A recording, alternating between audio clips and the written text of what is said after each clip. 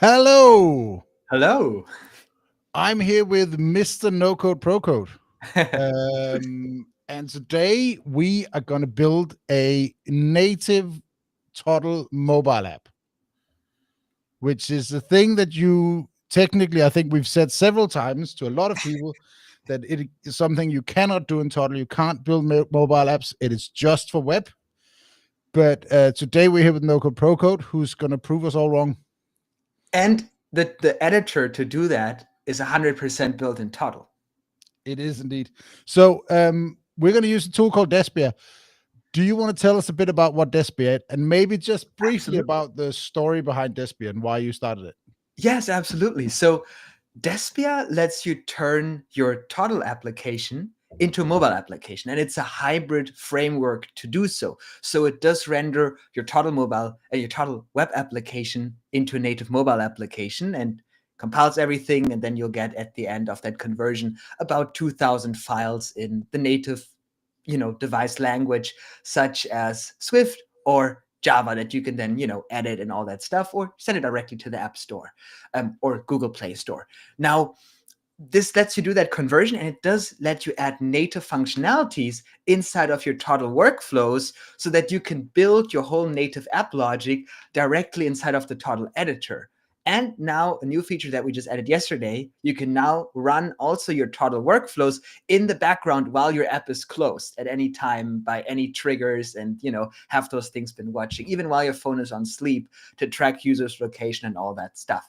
So that's exciting. Why I built that was I used to use things like Flutterflow, like DraftBit, and the issue I found is that those no-code mobile app builders are very limited when it comes to styling, very limited when it comes to formulas and functionality I can add. For example, in Flutterflow, every time I want to have some sort of adding of things together, I have to write Dart, I have to write code. And usually a lot of other no code tools, even front end tools, have those issues. When I found toddle, I was like, this thing is perfect. I got my formulas and it's computational complete, right? I can do everything I want to do visually now. And I want to take that power of toddle and use it to make mobile apps, because those no code solutions to make mobile apps are quite limited out there. Also when it comes to UI and styling, right? You have more possibilities when it comes to styling on those web tools than you have on most of the no-code mobile app builders. It looks like they're all built for, like, I don't know, like marketplaces or and nothing else. And this kind of like why I had the idea to build it, because it was a problem I had myself, and I built it. And first version, I built a custom code and with all kinds of frameworks, and it didn't work out that well. And then I found Toddle, and I rebuilt everything in 2 weeks on the front end, and that helped me launch it. So without Toddle, this wouldn't be possible as well. So I want to also thank Andreas and the whole Toddle team so much, because otherwise we still wouldn't have this technology out there if it wouldn't be for the amazing Toddle team. It's really good to hear. But yeah, I've obviously taken a little bit of a sneak peek at Despia, but we're going to be looking at it today and see how it works, right? Yes, And sharing with people what you can do. exactly. You So want me to start sharing my screen? yeah, in a second. Before that, I would Sure. say, like, anyone listening who have a question, just type it in the chat. Like, we've got people tuning in from YouTube and X, and I think even LinkedIn. So you can type a question either of those channels. We'll see it here, and we will answer it. Some of the questions we'll save for later, but if it's something specific to what we're talking about, we'll make sure and try and answer it right away. So Perfect. yeah, do you want to share your screen and then tell us a Sure. little bit about what we're building today? Sure. Do you see my screen already? Oh, beautiful, beautiful. So yeah, today the idea is we're going to build a to-do list, or like a reminder app, right? Because everybody's building to-do lists. We're going to make something even cooler. We're going to make a reminder app, and Andreas is already invited in the project, and you can see he's already making changes here. We have a chat feature. So what I have done is I create a toddle project here, right? And Andreas is invited. That's very important. So when I get stuck, he can help me. And what I did connect my toddle application now with the Despia editor, where I have access to versioning and all those things on the app. Under remote HTML document, that's where Despia gets the UI from. I just put, in this example here, my toddle branch, so I can, test it when I do real-time changes. And then, I already uploaded an icon just to make sure that we save a little bit of time, and a splash screen. I can adjust all those things inside of here too. If we were to work with remote push notifications, I could add my one signal integration here, or add biometric app lock if I want to have Face ID, or for in-app purchases, add my shared secret. I can edit my offline screen. We have all those settings inside of here, but most of them are already set up that way that we don't need to do that. But actually, we don't need swipe navigation for this one.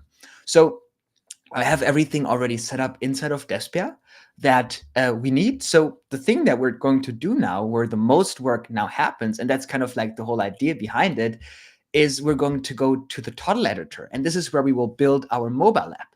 And Despia will be then putting that all together and turning it into a native mobile application with all the native features. And the key to get access to those native features is to go under the packages inside of Toddle, look for the Despia package, install that, and this will allow you to then access all those native functionalities inside of Despia as well. So that is where all the magic happens once we have that set up. And then actually, I think I have to do one more change that I forgot. That is the light and dark mode color, because Andreas loves dark mode. I don't want to risk making a light mode here and upsetting him. So we're going to make this now all dark here. So both modes are dark. This will make, I mean, Despia looks pretty dark as well, to be honest. Yes. I mean, I like dark mode too. Excellent. I think the old developer pun is that bugs are attracted to light. That's why we keep using dark mode. Beautiful. So, you want to get started now with the Toddle thing?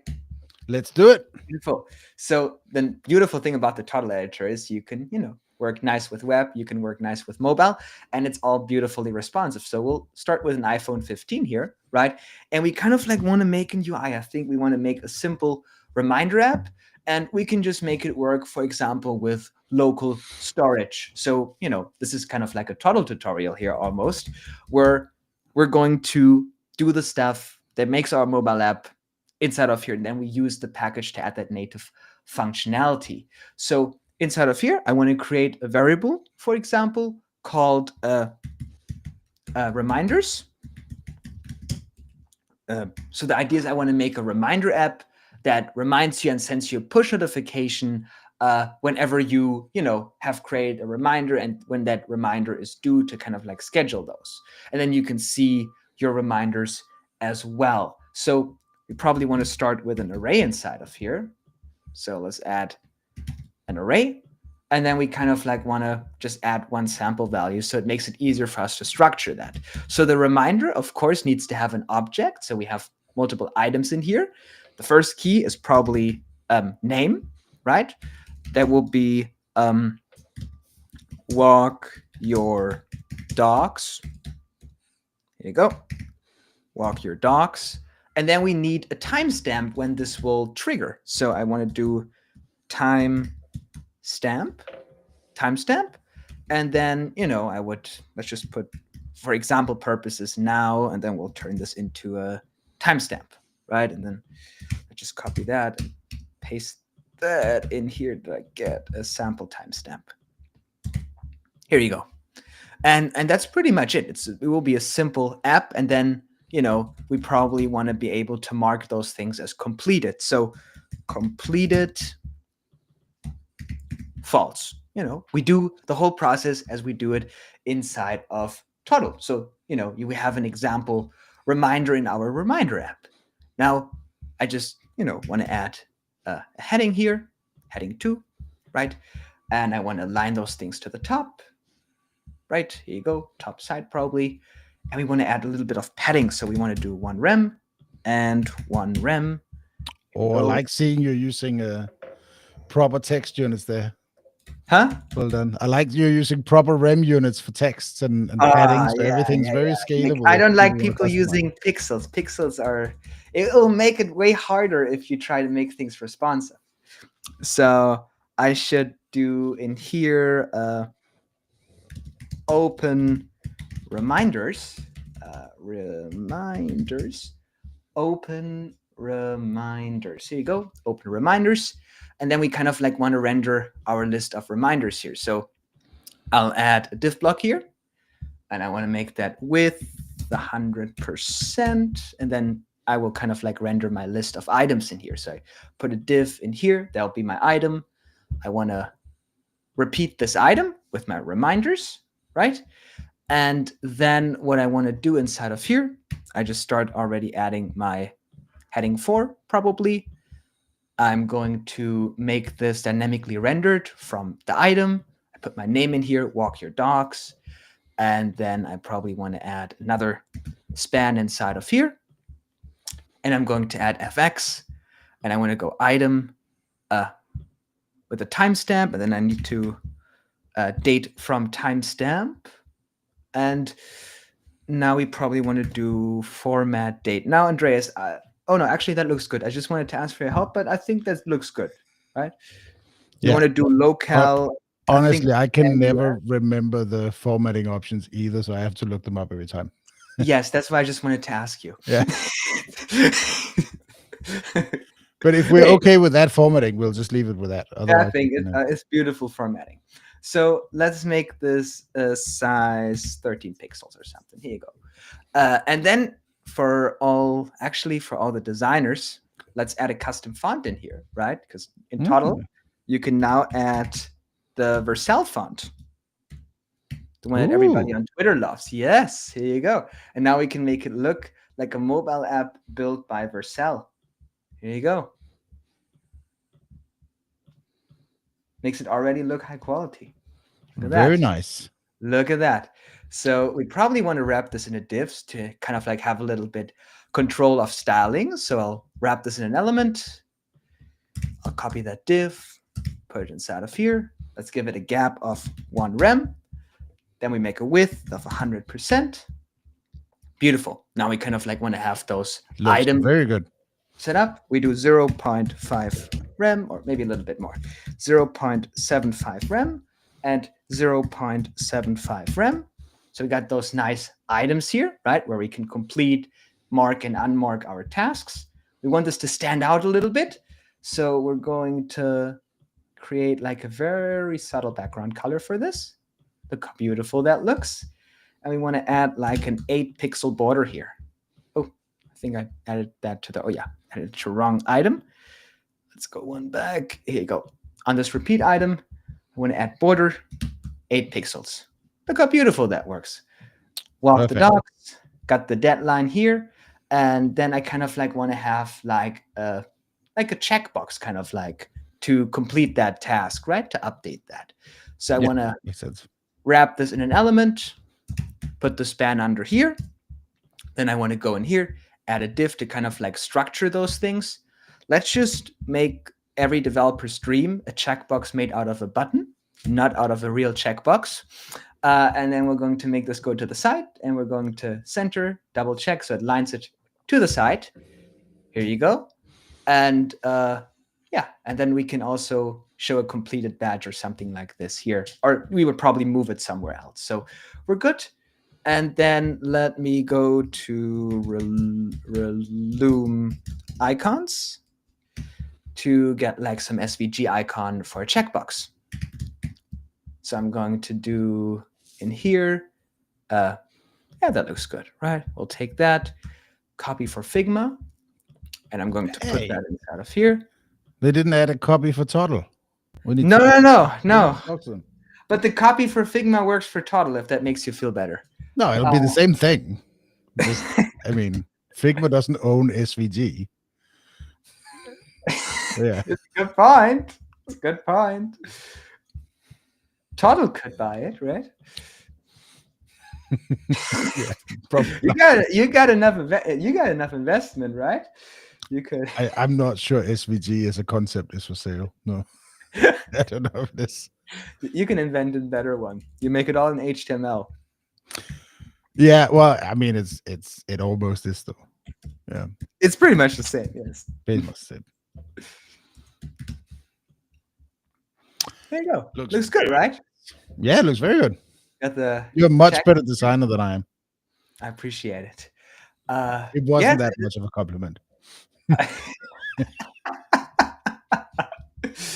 I mean, I'll take it. I'll take it. You are the CEO of Toddle. You've done something right with design, right?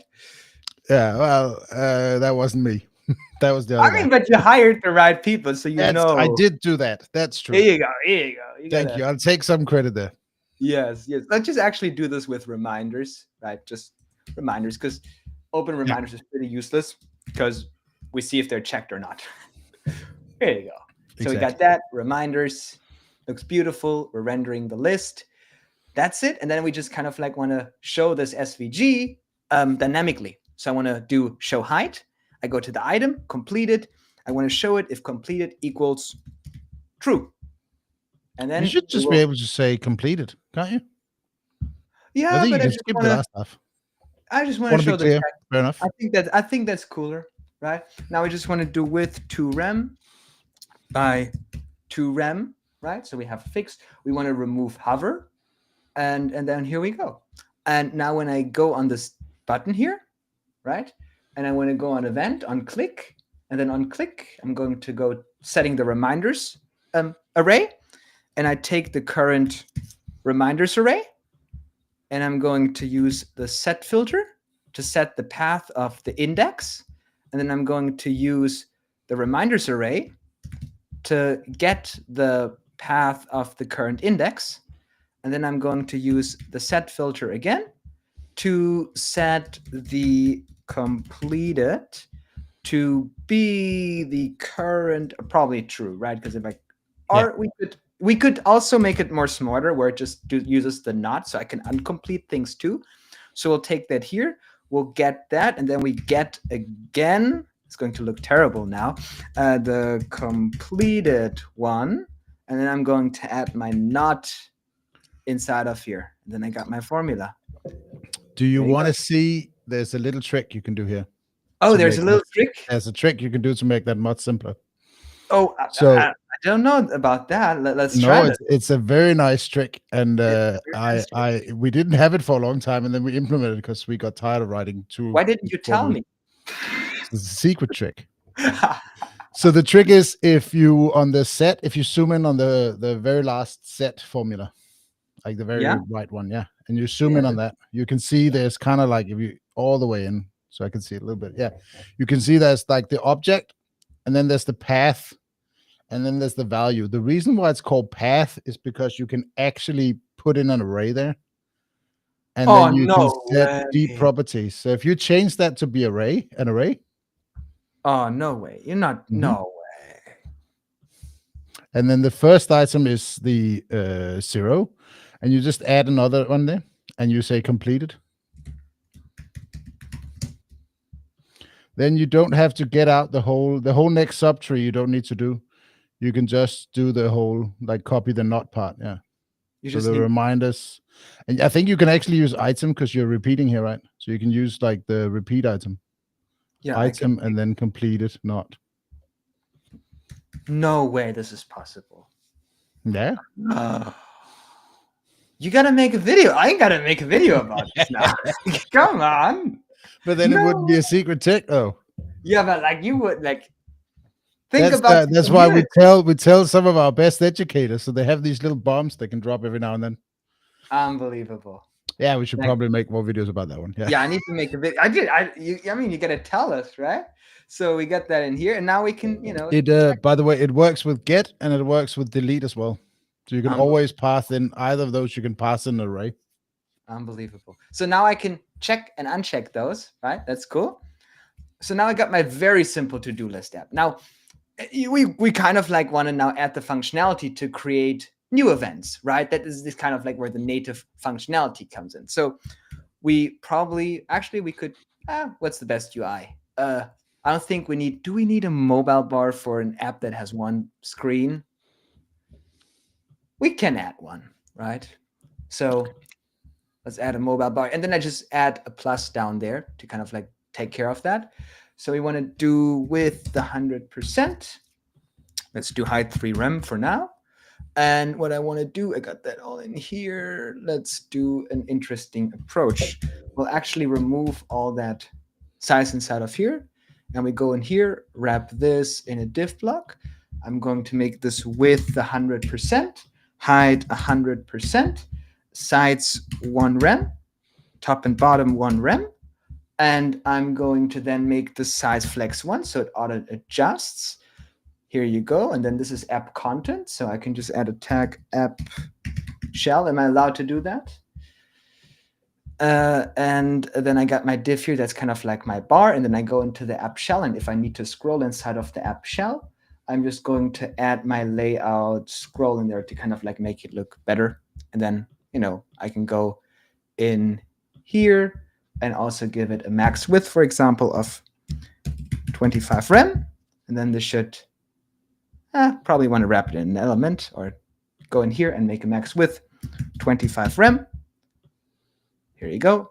And then I want to go here, make a max width 25 rem, and I want to center that, right? So I can also use it on desktop, right? Thinking hybrid. I don't want to make it too responsive today.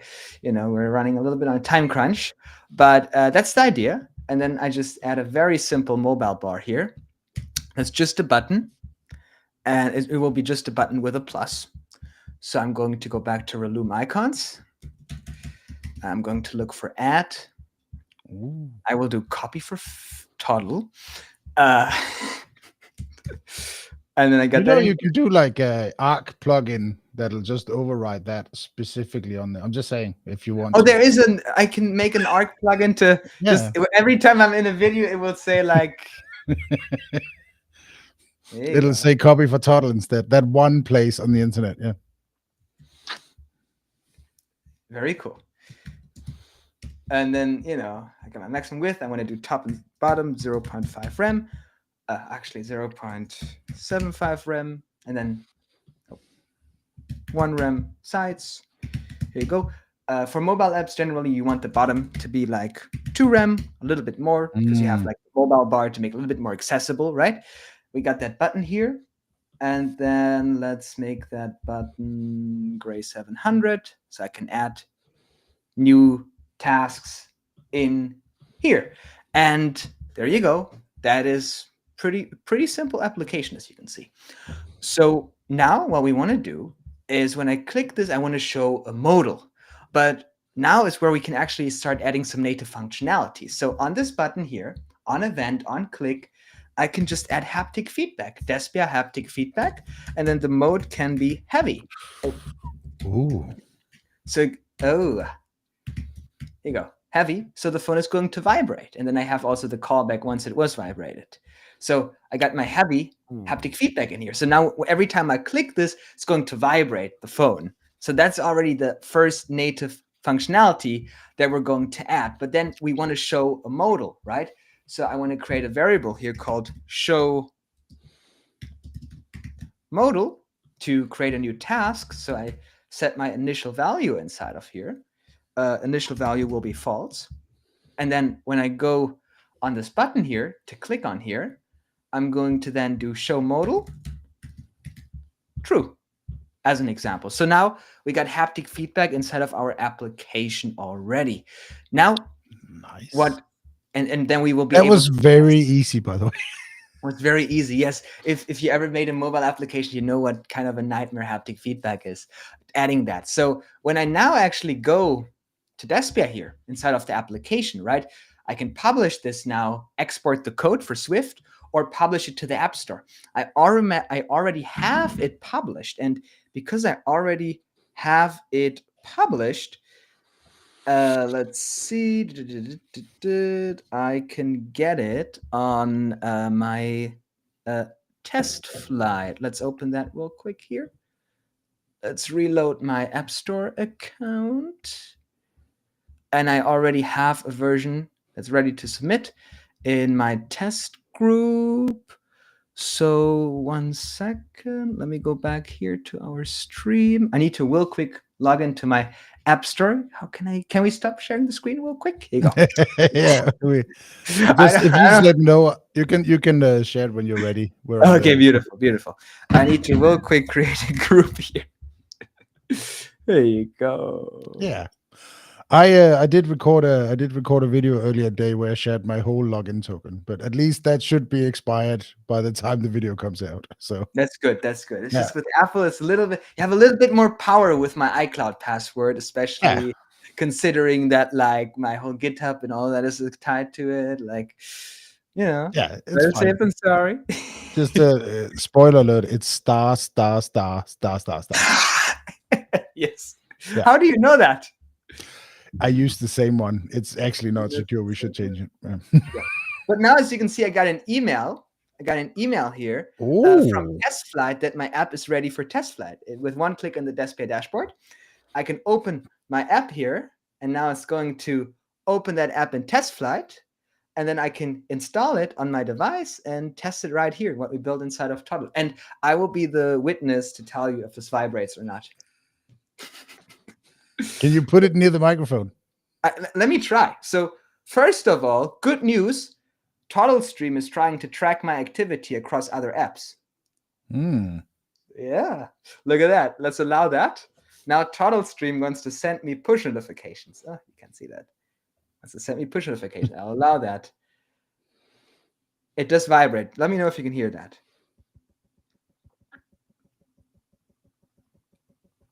Oh. Damn. Fair enough. 1 second. Let me put it on the desk. Let's see. If you put it on the table, it should be fine. Yeah, let's see.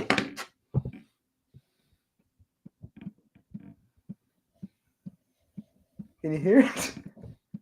I can hear it a little bit now, but yeah, I'm sure it feels a little bit stronger than. It feels beautiful. It's beautiful. Perfect. Beautiful. Yeah, it's just hard to show that in a video. But yeah, so we got that app inside of here. Yeah. We got that app inside of here, as you can see. Excellent. Beautiful.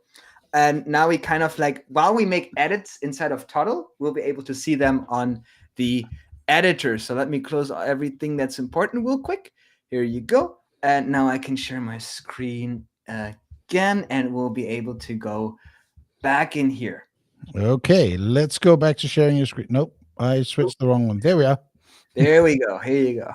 So now that we got that in Toddle, actually looking at this now on my device, that's actually why I like the idea of, while you develop, having that on your device. We want to actually make the text a little bit bigger for this task part here. So let's make this 15 pixels. And let's make this 14 pixels, right? So it gets easier to be seen. That is just, makes it easier for them not to look at something so small. But that looks beautiful, looks really good.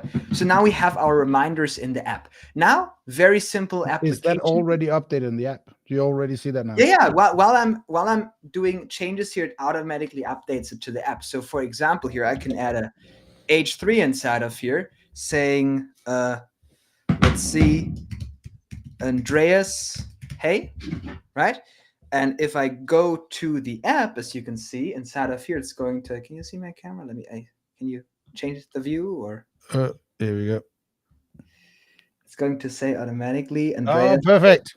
There you go. So you can see what you do directly in the app and then how it interchanges with all the things that you're building. So that's pretty cool. But let's go back. Here you go. We can delete this now. And now I kind of like want to build my modal here. So we go in here. That's why when we add with modals, we want this to scroll and not the whole page to scroll, right? Otherwise it gets funky. But I add my div inside of here. Let's give it an attribute of modal. Emma, by the way, I use those attributes to name my components. How bad of an idea is that, Andreas? I mean, to be honest, if you're, as I would recommend adding a hyphen to every name, because that's a little bit safer. But other than that, on web, the tags matter a lot. Like it doesn't matter actually if you call it app shell or div, but it matters if you get it H1P. It's a big impact on search engine optimization. Of course. And accessibility. Other than, or obviously, I am like image elements only work as if the tag is Yeah, img. of course, that makes sense. Yeah, No, I'm just talking but about kind of like when I have something like app shell, something that's not a registered HTML yeah, element. I can do it's that. honestly like accessibility. People who really care about it debate it endlessly.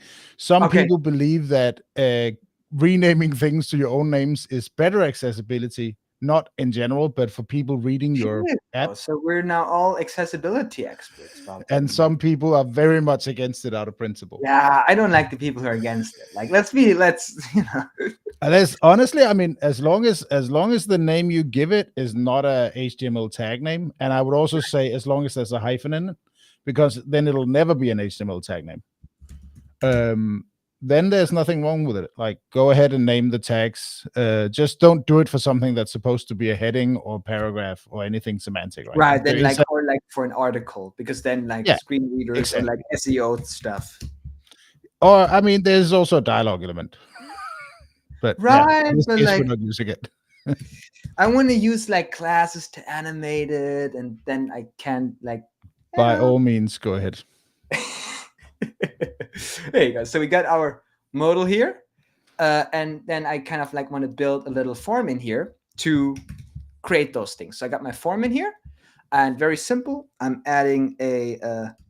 Should we do an input or a text area? Let's do a text area. I think right. That's going to be better for a to-do list app with the 100%. And then let's do hide 3 rem. No, 5 rem. 6 rem. There you go. I do side padding 0.75 rem, top and bottom padding 0.75 rem, and then size 15 pixels. Oh, not 15 rem, 15 pixels. Here you go. And then we want to add the Vercel font, right? Here you go. And then I want to remove resize on that. So I just go to the CSS. Thank you for, by the way, keeping the CSS panel here. Well, for now.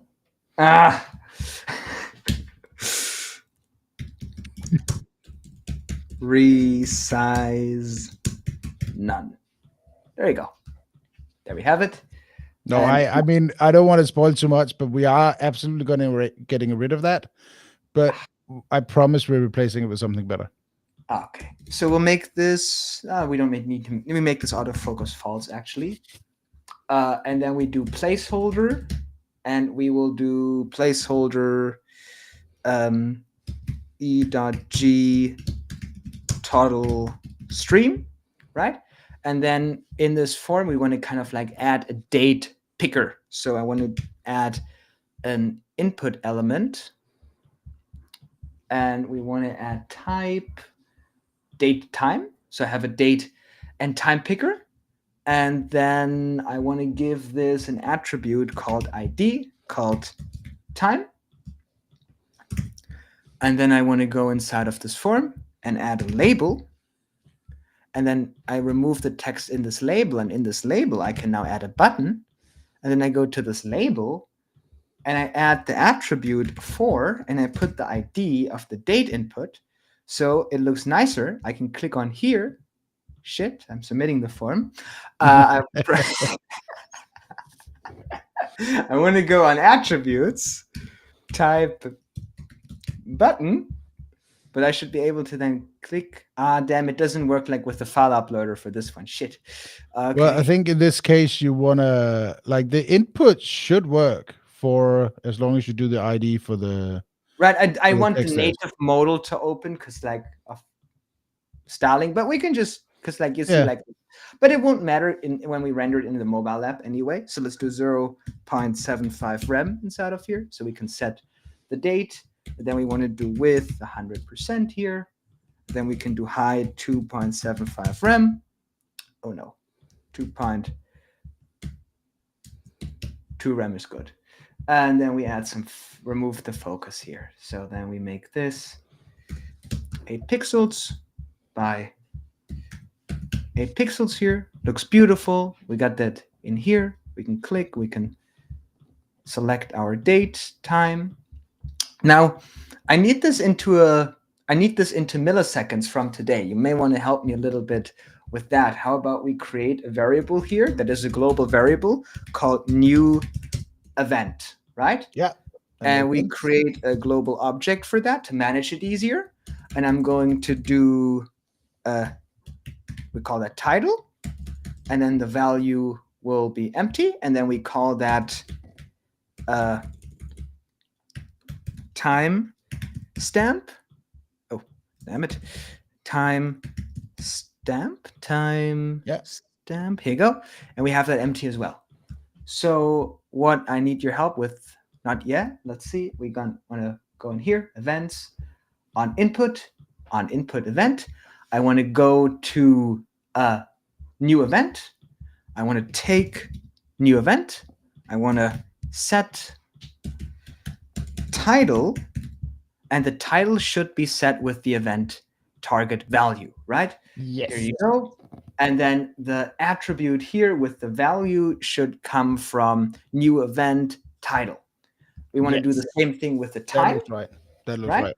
So we want to go on, not on click, my bad, on input, on the input event. And we want to go inside of here. And I want to go on the new event. I want to add new event. And I'm going to use set time stamp. That will be event target value. Beautiful. And then we go inside of here. And we will just remove the placeholder. We don't really need that because it's a time input. And then the value, we're going to go in here. That will be new event. New event, timestamp, and then we have that inside of here. So that's good. Now inside of this form, I want to add a button to create this new event. So I will make this button with 100%, height 2.75 rem, center, border 8 pixels, and then I'm going to make this gray 700. No, let's actually keep it blue. Here you go. Looks more like Apple. And then I'm going to say create new reminder. Create new reminder. And we're going to add the Vercel font. Very important, right? Very important. Here you go. Create new reminder, and then I can remove my fixed height here. And then I want to go here on the bottom padding and make it like 2.25 rem. So I get 2.5 rem. So I get a little bit space for the navigation bar. Beautiful. Nice. Very nice. I'm afraid to ask you how to make this close if I click outside of it. That's not something, that's something we probably want to work a little bit with events, but let's see how far we can get this working. So, I mean, the easiest way by far, at least in my opinion, is just to put a big old invisible div that takes up the whole screen. And then when you click on that, you hide it. That's one way of doing it, yes. And if you're on normal web, and you also should probably handle escape, etc. But if you're on a mobile app, honestly, putting a big invisible button on the rest of the screen, it's a pretty solid approach. You know, I'm going to make it myself even easier. I'm just going to add a close button right next to the normal button. You know, simplicity. That also works. There you go. So I'm going to remove that, and then this will need to be with flex 1, and then this will need to be on this button with fit content. I'm going to remove hover. I'm going to go here, remove hover, and then I want to go to Relume icons, and I'm going to look at close. We're going to take a close icon, copy for toddle. Copy for toddle. Put that in here. And I go to that side. I'm going to make 0.35 rem. There you go. So we can close it. It's also already in a pretty inconvenient position for everybody who uses the right hand. So that's fine. Hard to click on. It's always good. That's where I like to put my cancel subscription things on mobile apps usually. That's where I put my cancel subscription buttons. So we got one comment down here after having talked about the CSS panel. So we're not getting rid of that. Well, that's not fair. We are totally getting rid of that, but again, we're replacing it with something much better. And it is what we basically learned is like a lot of times people understanding the CSS that lies behind toddle is a good thing, not a bad thing. So we want to go double down on it. We want to make, instead of having a little text area down there, we want to have a proper way for you to visualize the actual CSS that happens on a element. So we're not taking it away. Well, we are, but we're replacing with something that's going to be much better also for people who want to just like want to go and type some CSS if they want to do that. That we're not taking away that option. We're just not having it be a tiny text area in the bottom of the style panel. Beautiful. So now I already went to this button and set the show modal to false. So now we want to animate that modal. And I get a lot of people asking me, how do I make nice animations in toddle? We're going to do that today. So I want to work with classes here. I make a class called hidden. And then I go on style, create a style for the hidden class. And then I'm going to use transform property. I'm going to make, oh, wrong. I'm always getting the wrong. I'm always confused about X and Y. I do minus 100%. Oh, wrong one. 100%. They'll remove it out of the screen. And that's good. And then we have default. On default, we want to add a transition of all elements, right?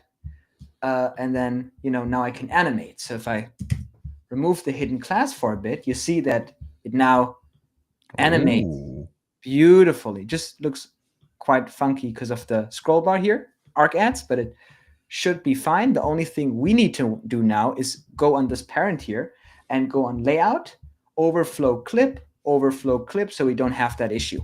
But now I got my fancy animation here. Look at that. Beautiful, right? Good. Very nice. What we want to do, though, on this model, we may want to give this a relative position of z-index 99, right? That's how you end up with having z-index 9,999,000, and then I want to go back with my hidden class, go on FX, and I want to do show modal, and then needs to equals false, and then it will hide it. So now when I click in here, we vibrate, it opens it, right?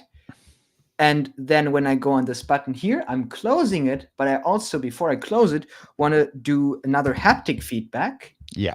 For more vibration, yes. Yeah. I agree.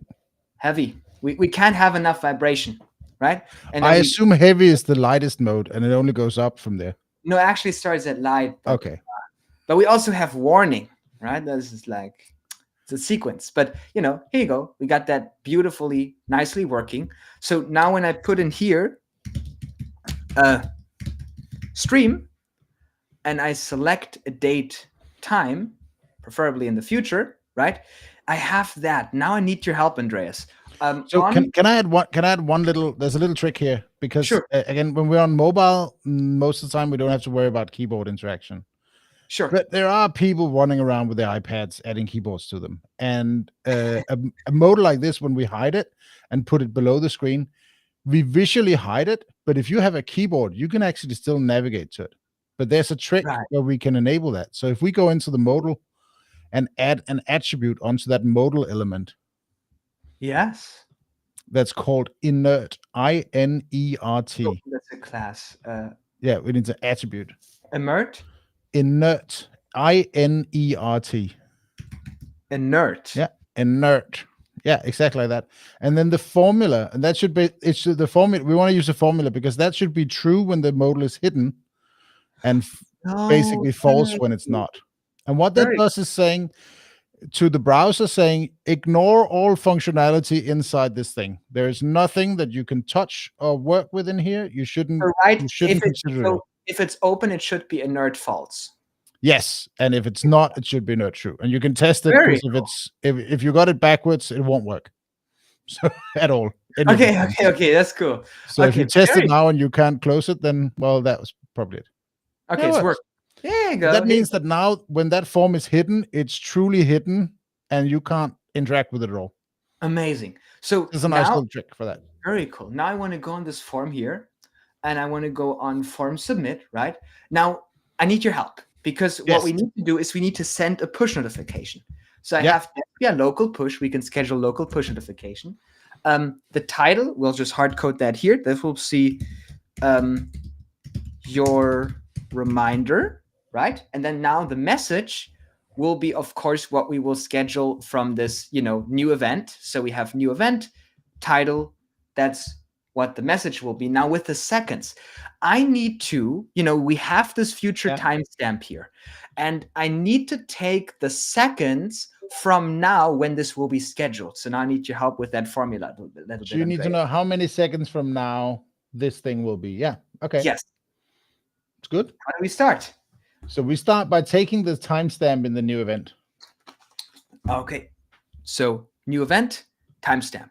Here you go. And this is going to be a string, because all inputs actually work with strings, which is super weird. But Right. that's how We need HTML to works. adjust this when we. No, set actually, this. it's not bad. It's not bad. Okay. No, we should leave it at, because the input's going to work like that. So when you update, and it makes the input work. So it's easier. We just pass it here. You're right. Okay, so how do we do this now? Well, I don't know if it's bad. It is a bit weird, but it's not bad. So here we can then do pass date, or just say date. It'll say some date from string. Oh, sorry. What's the other one? Yeah. Yeah. Now we have a real date. And then we get from that, I think, the timestamp, right? No, the other way. It's just timestamp. Beautiful. So that gives us this in milliseconds. And then I would say we subtract now.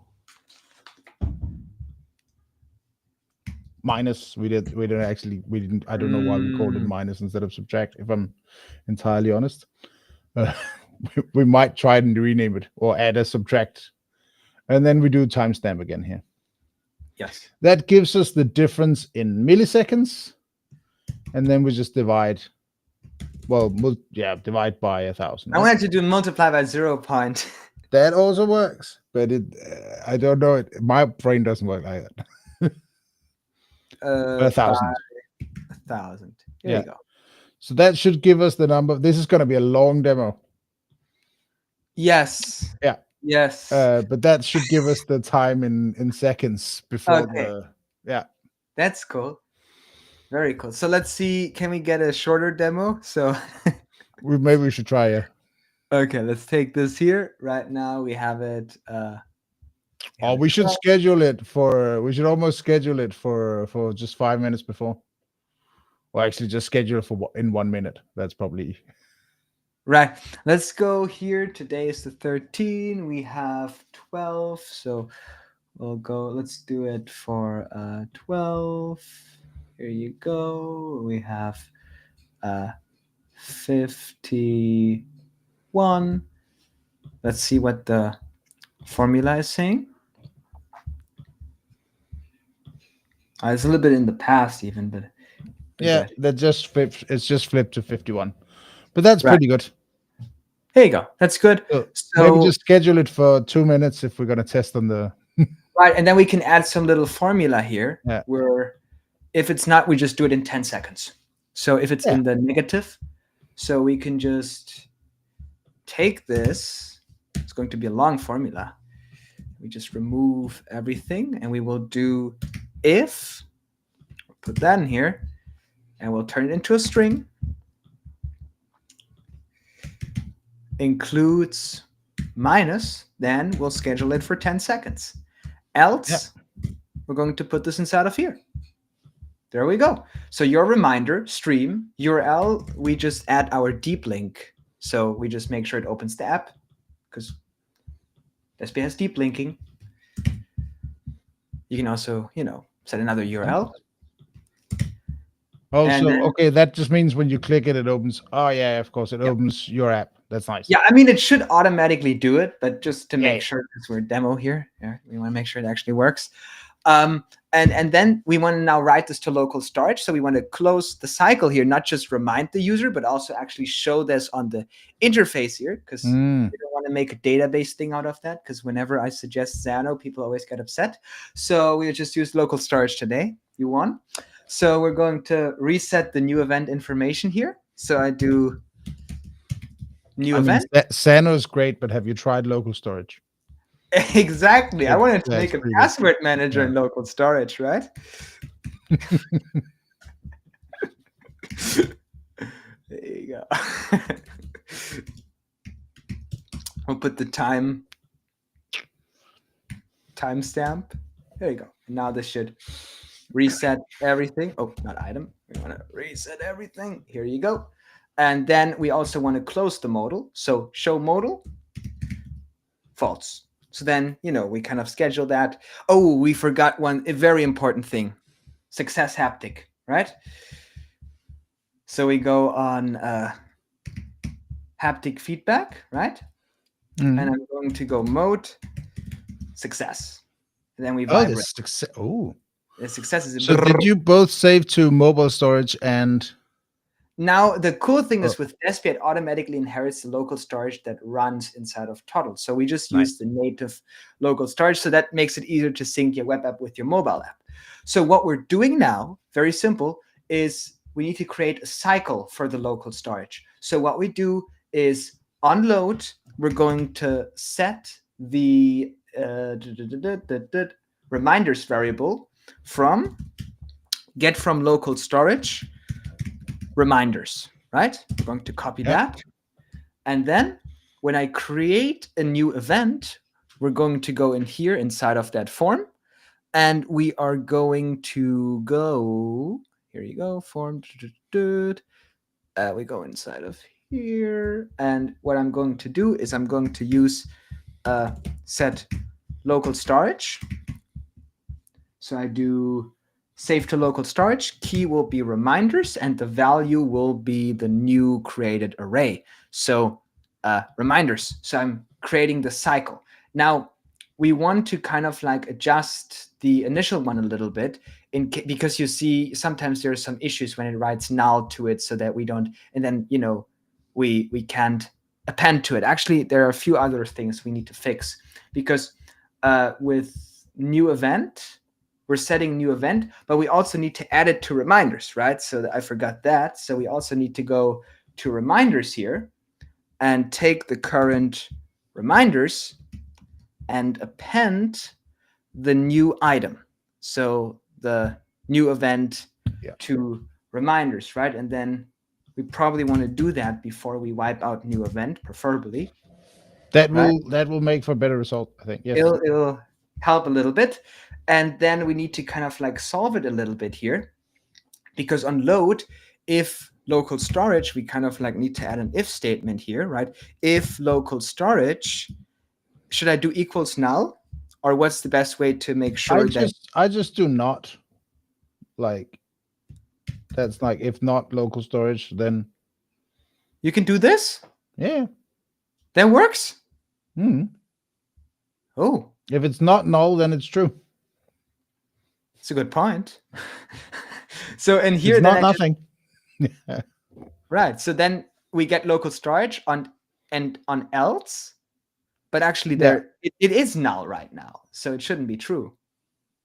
No, if it's not, it is null, and then you say not. Right, but this makes it true right now. Yeah. So on true, I put my empty. Then array. You want to go to then you want to get from local storage, and then remove the not. That's fine. Oh, yeah. I just want to do this, but then it says null here. Yeah, but that's fine because right now that's null and false are both false. But right now it's returning it from local storage. Yeah. So right now it says so you got to say if it's in local storage, return the one from local storage, right? Yes, but when there is null in local storage, I want to start with an empty array so I can push new things in it. Yeah. This seems to work. Let's see. Yeah, you got to swap the two around. Let's see. Let's reload the editor.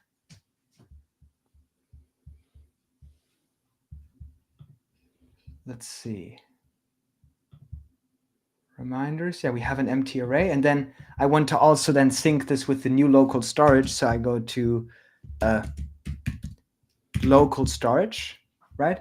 Save to local storage, reminders, and then I do the value, and I will, it's kind of like a whole cycle that we're creating now, the new value. So we're always in sync if it just is now. Here you go. So we have the reminders here. So let's see if this works. I think we're good. We got, right? You didn't see any errors. Let's try this again. Here you go. How can I share my iPhone in here? Is there a way? I don't think there's a way to do that, to be honest. Extra no screen not share. not an easy one. I would say the best one is probably using the camera.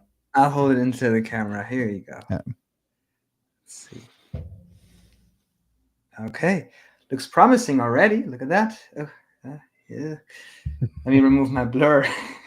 How do I do this? Shit, I can't remove my blur. Ah, damn it. I feel like you can see it kind of. Yeah, right? we get the. So let's do here stream. I just created one, and the time will be at 1, right? We're close before 1. Mm-hmm. So let's try 1 p.m. Done. Just created. Now I go and create reminder. It did vibrate. It did edit as undefined. We probably have to fix that. But it did something. Let's see if the push notification comes. In the meantime, we want to fix this a little bit and see how it runs in the toddle editor, right? Let's see. Thank God I have the CEO with me. Let's go here. Let's do stream. We will take something in the future. Create reminder. You see it adds it as null. Okay, let's go and have a look at the new event is what now? Did add it as title. Oh, damn it. Timestamp. It's yeah. Okay. Yeah. I kind of like messed up the whole structure. Well, it's name and then timestamp and completed. That's correct. Right. So I wonder why timestamp is not there. I set it as title. That's probably the issue. But we can fix that pretty easy enough, right? Right. It's easy. So the issue is when we edit, right? That's the issue. So we just go in here, and when we go to the form, I think it's the new event when it's the it's the when input in the text area, right? Yes, we just need to rewrite it. When we add it in here, we need to add an object, right? And this object will need to include the new structure. So the structure was name, timestamp, and completed. Oh, damn it. Yeah. Completed. Here you go. Completed will be by default false because I just scheduled it. Name will come from new event title, and then this will come from new event timestamp. And actually, the timestamp is a date. So what was our formula again to get this to the timestamp? We need to. But do you save it if it? Oh yeah, then it's date from string. Yeah, like that. And then we do timestamp. No, it should just be date from string. But we need this as a timestamp, right? The way we set it up. Oh, then timestamp. Okay. Let's see. Did you set it as a timestamp in the original? Okay. Yeah. Let's try that. Let's take something in the future. There you go. Yeah, that looks good. Hey, beautiful. Let's go here. Let's add 0.5 rem gap inside of here. And then, we can check those in our list. So how about actually we create a functionality in here to clear everything? I think that may be useful. So we do button called clear. And we'll make this 0.5 rem and height 0.35 rem. And we're going to add the Vercel font, size 13. There we go. Here you go. We got that in here. So now we can clear it. We want to remove the hover. I think I spent most of my time in toddle removing your hovers. On click, we want to do a few things. I want to set reminders to be an empty array. And then I want to set local storage. This is automatically going to use the native local storage here, right? It's going to set local storage, save to local storage here. And then it's going to add reminders. Then we do the value here. Value will be the current reminders array. There you go. And that, because we already cleared that. So now if I click in here, it should clear. There we go. So we got the reminders. And then let's add one in here. Let's double check that everything is working with our reminders. So I do stream. I click, one in a minute. And let's look at this here on the form on submit. When I do the local push, the issue is we have this with a decimal. We can't schedule that in Despia if it has a decimal. So should I just do round? Yeah. That's good, right? We got round here. Beautiful. That'll give it round. This will set it. Message will be stream. That looks good. Title looks good. You will set that. This looks good. Let's try it out on the app. Let's close the app here. Exciting. Exciting, right? I want to clear everything first. Here you go. Let me schedule that. Can you change the view so we can... Yeah. Here you go. Let's go on. Done. Done. I think, can I even... So I did create my reminder. So we can see. A reminder. I hope I created it fast enough to show the push notification. Actually, it's real exciting times, because if it's too long, right? If it's too short, it's going to be in the past. And if it's too long, we're all going to sit here and wait. So yeah. Sorry for. Let's hope it works.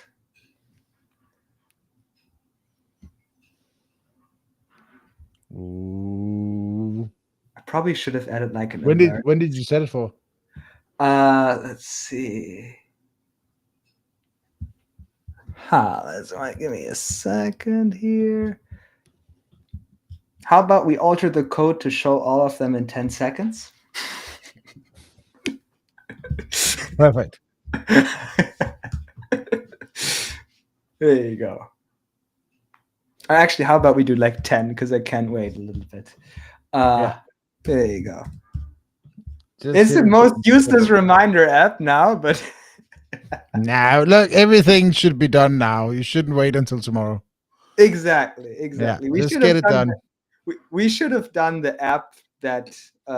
We all know you build a reminder app just because you're procrastinating. It's just going to tell you to do it now anyway.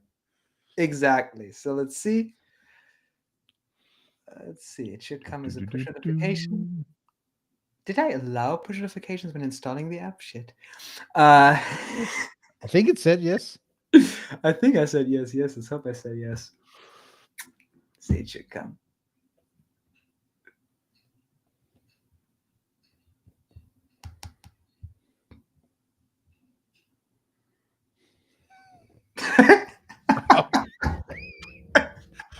I mean, we shouldn't do these live demos, but we shouldn't do them. No, we do enjoy it. Live demos are terrible. This development. Let me actually deinstall the app and make sure I have push notifications allowed on that app. Let's go back to test flight here. So I hope you can talk while you're debugging, because I have a few questions about Despia. Of course. So, like, we've already seen haptic feedback, which is like one of the things it's one of the things. Well, no, we've heard it. We've heard both firsthand and secondhand. Yes. One of the things that I've have fingers crossed they would add to the web platform for years, but it's not on the way, it seems. Like it seems to be blocked consistently. So if you want haptic feedback, like you need a wrapper like this, right? There's no way to do that Yes. on native today. Um, what else? And I know you mentioned Face ID.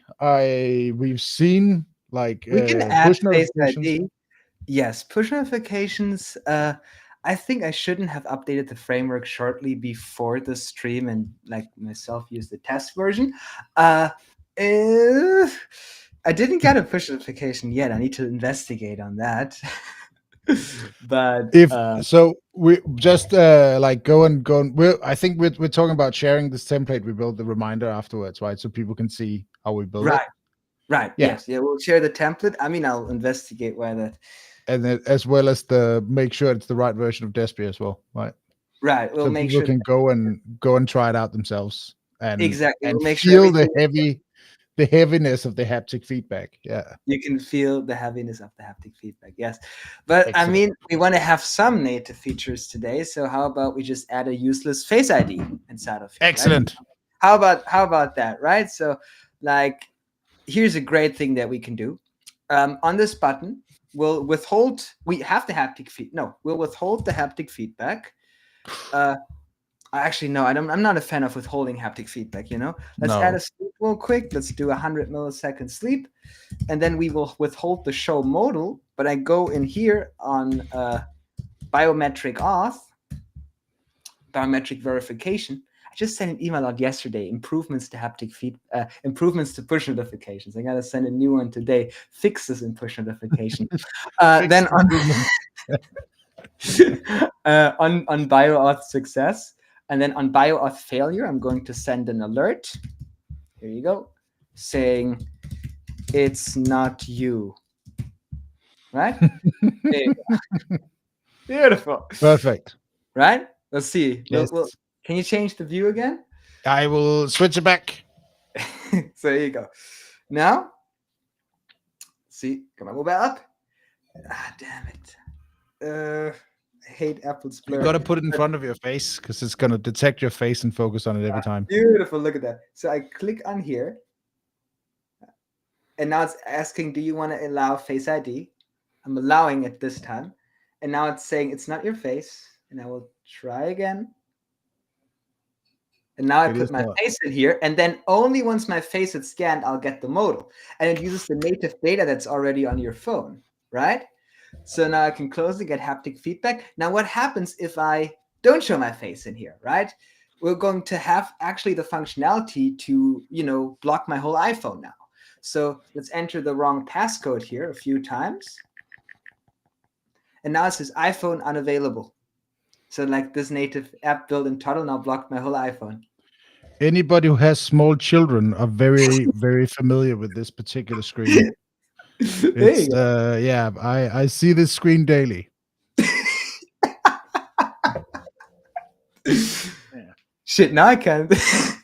Exactly. We're not demoing anything for the next couple of minutes, though. I just want to say I'm really sad that you were not able to participate in the bad UX hackathon because I think Face ID before showing any modal is up there. Like I think that could score really high. I do think so too. I also think having push notifications that don't work also adds level. I mean that was basic. That was entry level. That's just getting started. Yeah. But anyway, But we're not withholding anything. You see it live, right? Sometimes exactly. this is development, right? Sometimes Yes. it works, sometimes it doesn't. You make a support ticket, we'll fix it, I think it's really important when, especially you have tools that in many ways make development so much easier. We don't want to give off the impression that it's not still painful from now. It is. Of course. There's a lot of that, right? There's a lot of that in We had any a few tool. questions. We have a question. We should go to questions, I think. Let's have a look. Do you have foreground in-app and background notifications implemented? Might be why we weren't seeing. Yeah, we have that. We have full background push notification access. We also have remote push notifications using the One Signal SDK. But right before the stream, I did make some updates to Despia. And actually, We can show you proof on my Discord that I said, Andreas, I just broke Despia 15 minutes before the stream. We just fixed it. He's my witness, right? I did send you that, right? Yes. I'm not Yes. sure why you broke it, but yeah. Right? So I broke Yeah. it 15 minutes before. And, because I'm in development branch, I see the, I have it under the development version. It shouldn't impact any other apps, but, so that is why it wasn't working, because I was doing some changes and I broke it by mistake. But we'll fix it ASAP, right? But background notifications work, and you have local push. So you have local push and remote push with one signal. It probably would have worked if we were to use it with one signal, but we implemented the feature because if you send local push, they weren't sending if the app is open. They were only sending when the app was closed. And we added that feature so you can still see them when the app is open. So you still get that notification. And I need to look into that and probably merge some branches, because it was done from the release branch and not the main branch of our GitHub this time. Excellent. So we had one more questions here, but this was kind of back to the whole CSS box, which is not really what today's about, but I mean, I'll have you to answer it anyway. Right? CSS So the question is if inline CSS will be moved automatically to the new CSS box when pasted in toddle. And actually, we're completely separate from all of that, also working on doing that as well. And potentially the same if you have like paste HTML with Tailwind. We're looking at a bit potentially doing the same, so having it past the Tailwind into toddle. But I don't have a timeline for when we're rolling that out yet. But it is something we're looking into. So it'll be soon, but it won't be next week. Right. Well, I think we also good. Roughly hit our mark on 1 hour. So I think I don't think we have any more questions. Oh shit! No! Push notifications are coming. Hey! Also, we just added math. I know. We just added math. Where I deinstalled the app. I opened it in test flight again. Nice. Now it's working. There you go. Excellent. Actually, well, remember to stream. I do think what I think the issue was. I just added a button that only sends a push notification. If the app is open, I don't get them. Oh, actually, no, I get them. Shit. What happened? You turned it off and on again. Look at this. Like, I got none. You get all of it. Excellent.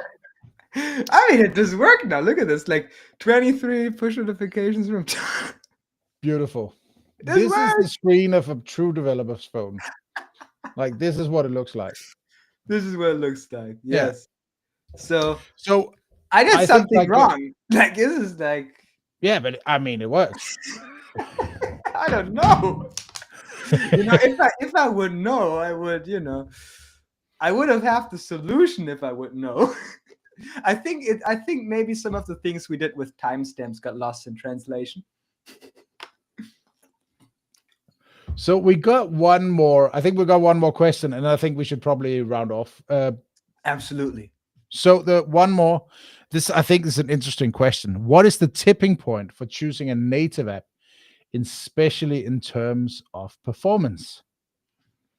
And the way I interpret this is like, when do you choose this solution of toddle plus Despia, and when would you go for a full native app? Right. My opinion on native apps is there are great native apps frameworks, and Swift is amazing. Java is amazing. SwiftKit is great. If you're building a mobile application and you're building something like WhatsApp, or you're building something like Instagram, I'm not saying that you shouldn't build this in toddle, but I do think probably going a native mobile application route is the best way to go, right? I think, that is the best way to do that if you're mobile first, if you build a mobile first, for example, social media platform, right? Where you have a lot of users, you need a lot of horsepower under it. And quite frankly, every time people open the app, you would pay. If you use this web-based technology, you would pay for hosting, right? When you have something Swift that runs mostly locally, it'll probably be a little bit of a cheaper invoice at super massive scale, millions, tens of millions of users than going a web route. Now, if you're going to build something that is a smaller app, I don't see any limitations why you shouldn't go this route, because especially you can build your MVP in Despia and then, publish an update that uses a completely different framework like Flutter or like Swift UI kit and all that kind of stuff, or go with a different tool like Flutterflow, right? So I think if you choose a no-code approach in making a mobile application, if it's a mobile application that is a chat app, that is that kind of a thing, and you really want to, go full mobile, like fully mobile, and you want to, maybe have an Apple Watch app, going with real native mobile development is probably the best way to do it. But if you want to have something that's hybrid, that's web and mobile, I think going with a scalable web application framework, and I wanted to say like Toddle. I think the only one out there is Toddle, so I can't even say like Toddle. It's Toddle, right? Going with Toddle and then going with Despia to make it into a mobile app using the powers that the packages gives you is a good way to get an app out there with less limitations. We may need to give you some extra support in terms of push notifications, but I think it's a good way of doing that. But there are certainly other frameworks. There is, I think, something called Nova to build Flutterflow apps. There's Flutter to build Flutterflow apps. There's Flutterflow. There's DraftBit. They're great tools. They're amazing, right? But my frustration was I'm a web app developer, and I can build better web apps that are responsive than mobile apps. And I want to make sure that I have something that's not like Capacitor, where I'm cutting back on a lot of features and functionalities and on performance, right? And I have all those bells and whistles while still being in a web editor. That's a personal preference at the end of the day. I do think there are no scalability concerns when it comes to Toddle. The only scalability concerns you have to worry about when you use Despia is the scalability concerns about Toddle, and there are no with Toddle, right? And we got the CEO right here to confirm that. No, we're good. Beautiful.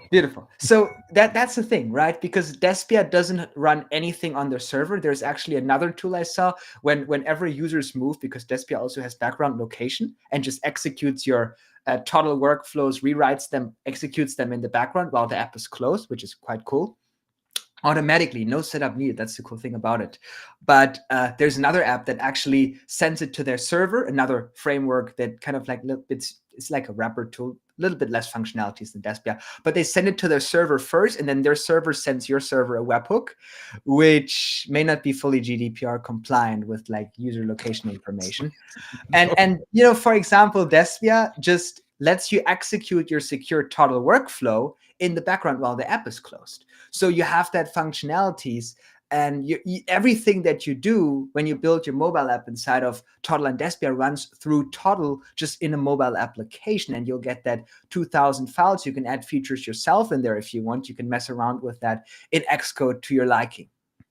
Yeah, I would also add, and this is actually, I have a final added question for you.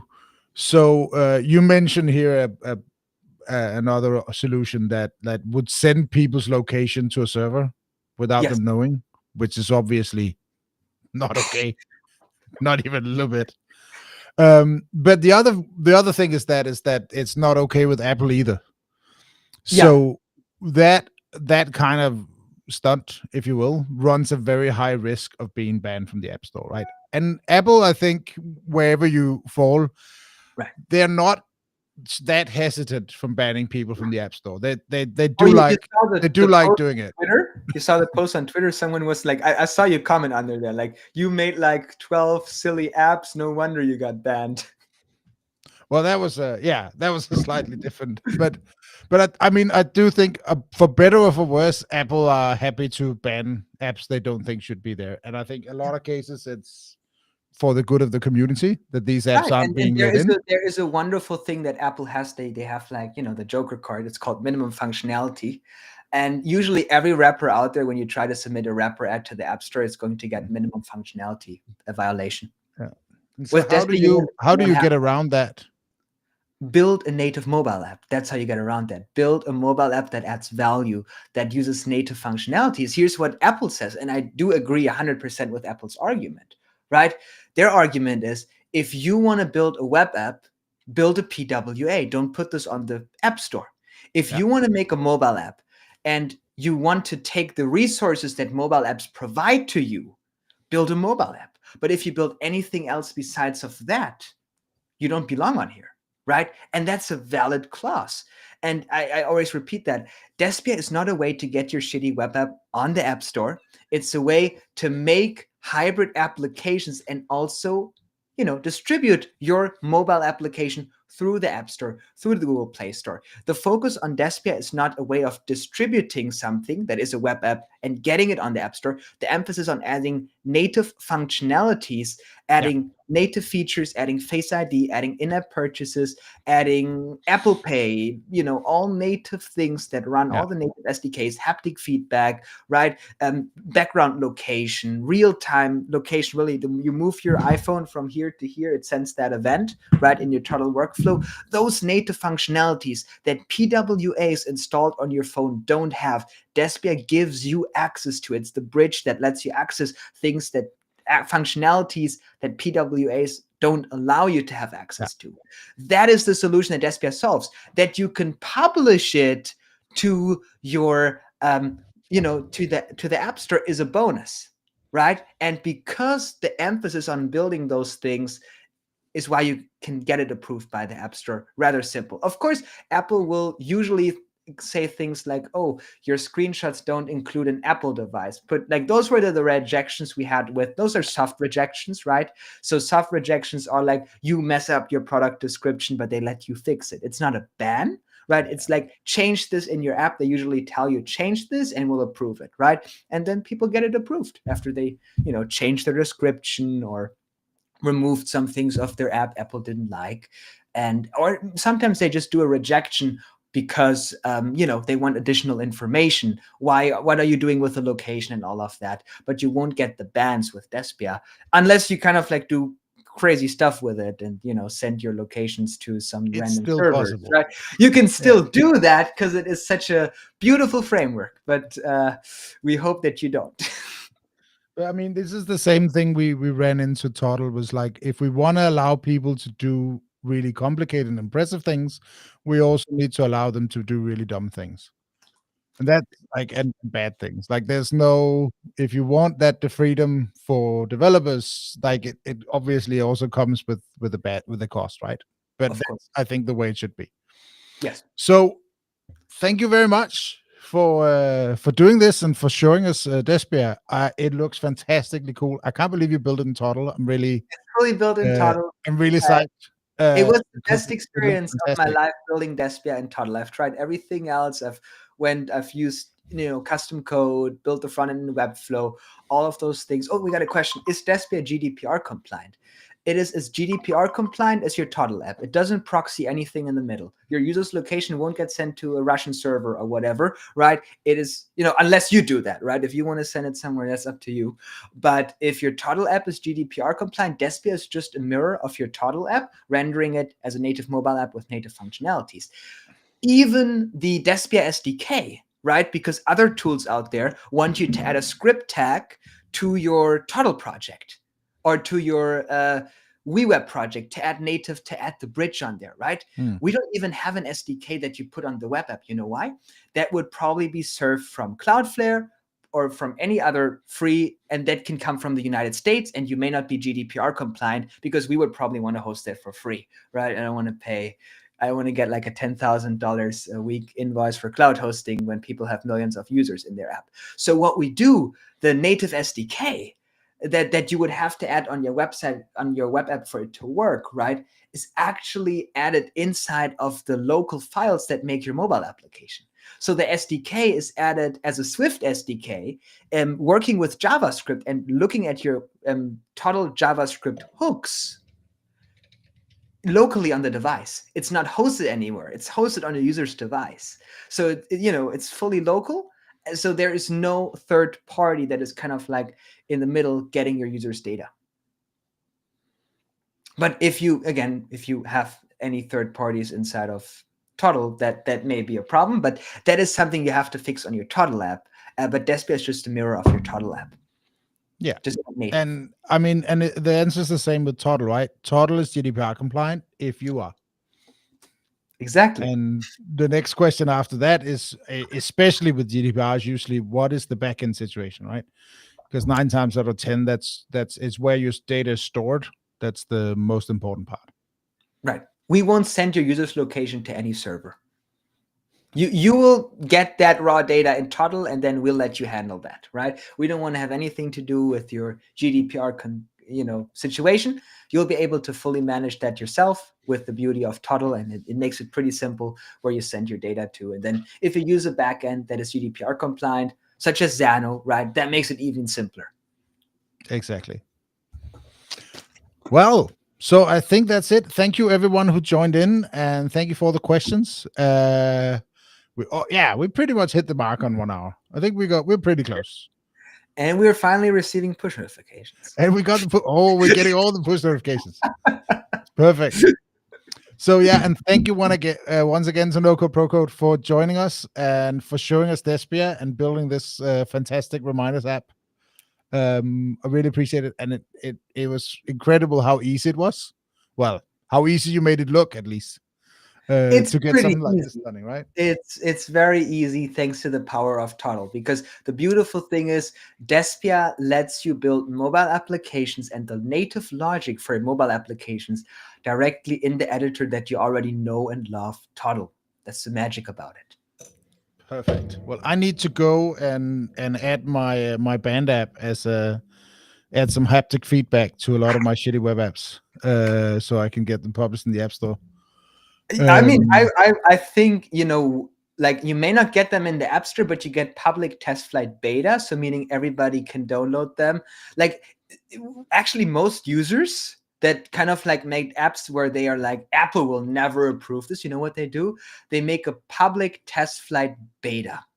This will let you distribute your app publicly, but you won't have the Apple guidelines, and you can take in-app purchases outside of Apple. So there's your I'm little. not saying you should do this, but I'm just saying it's possible. He is kind of. It sounds like he's saying that though. Yeah. Sounds like endorsement. I mean, this is only if you do anything that's against Apple guidelines, right? Like, yep. But anyway, thank you very much for showing it. Thank you for building a fantastic product. And yeah, I highly recommend people checking it out if they're looking to add native functionality to their applications. It also works now with iPad and Vision OS and Android. So whoever has Apple Vision Pro. Excellent. Yeah. But yeah, thank you everyone